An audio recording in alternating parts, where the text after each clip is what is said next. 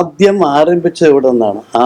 ആരംഭിച്ചത് തന്നെ ഒരിക്കലും പറയാൻ, ഞാൻ ചോദിക്കട്ടെ, ഒരു ഒരു ഇതിൻ്റെ ഒരു വാദം തുടങ്ങിയത് അല്ലെങ്കിൽ ഇതിൻ്റെ ആവശ്യം തുടങ്ങിയത് എറണാകുളത്തു നിന്നാണ്. DCC പ്രസിഡന്റാണ് ആദ്യം പറയുന്നത്. അയാൾക്ക് പറയാൻ എന്ത് അർഹതയാണ്? ഞാൻ ചോദിക്കട്ടെ, അപക്വമായ നടപടിയല്ലേ?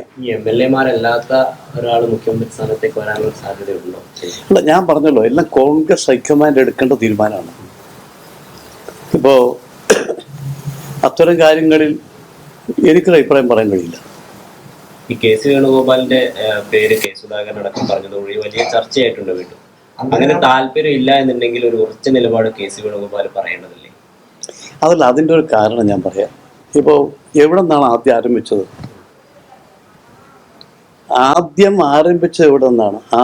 ആരംഭിച്ചത് തന്നെ ഒരിക്കലും പറയാൻ, ഞാൻ ചോദിക്കട്ടെ, ഒരു ഒരു ഇതിൻ്റെ ഒരു വാദം തുടങ്ങിയത് അല്ലെങ്കിൽ ഇതിൻ്റെ ആവശ്യം തുടങ്ങിയത് എറണാകുളത്തു നിന്നാണ്. DCC പ്രസിഡന്റാണ് ആദ്യം പറയുന്നത്. അയാൾക്ക് പറയാൻ എന്ത് അർഹതയാണ്? ഞാൻ ചോദിക്കട്ടെ, അപക്വമായ നടപടിയല്ലേ? അയാളുടെ സ്റ്റേറ്റ്മെന്റ് ആണല്ലോ ഈ വിവാദങ്ങൾ മുഴുവൻ ഉണ്ടാക്കിയിട്ടുള്ളത്. അതെങ്ങനെ വന്നു?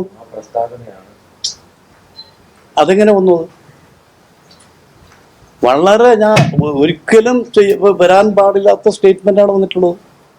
അവിടെ നിന്നാണ് പിന്നെ വ്യാപകമായി സൈബർ ഇടങ്ങളിൽ ഇതുമായി ബന്ധപ്പെട്ടിട്ടുള്ള ഓരോ ദിവസവും പലതും വന്നുകൊടുക്കുകയാണ്.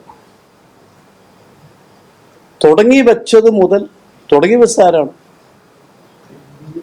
അതിനുശേഷമാണ് ഇന്ന് വരെ ഇതൊക്കെ ഉണ്ടായിട്ടുള്ളത്, ഈ വിവാദങ്ങൾ മുഴുവനും.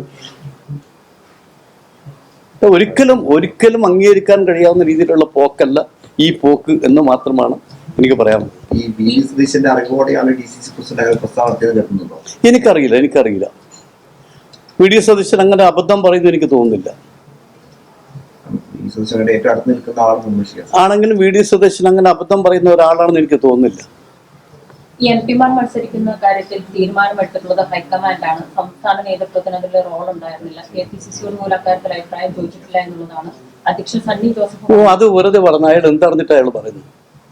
എല്ലാവർക്കും ഇവിടെ CC കൂടുമ്പോൾ എന്ത് നടന്നു എല്ലാവർക്കും അറിയാലോ. ആർക്കറിയാത്തത് എന്താണ് കാരണം എല്ലാവർക്കും അറിയാലോ. അതുകൊണ്ടാണ് പറഞ്ഞത് ഇപ്പോഴേ അതിനെ കുറിച്ചൊന്നും പറയുന്നില്ല, സമയം വരട്ടെ, അന്നേരം പറയാം.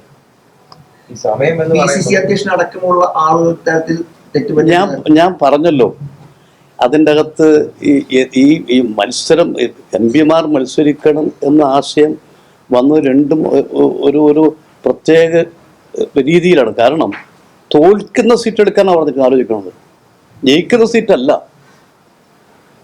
അപ്പം അതിലെന്താ തെറ്റ്?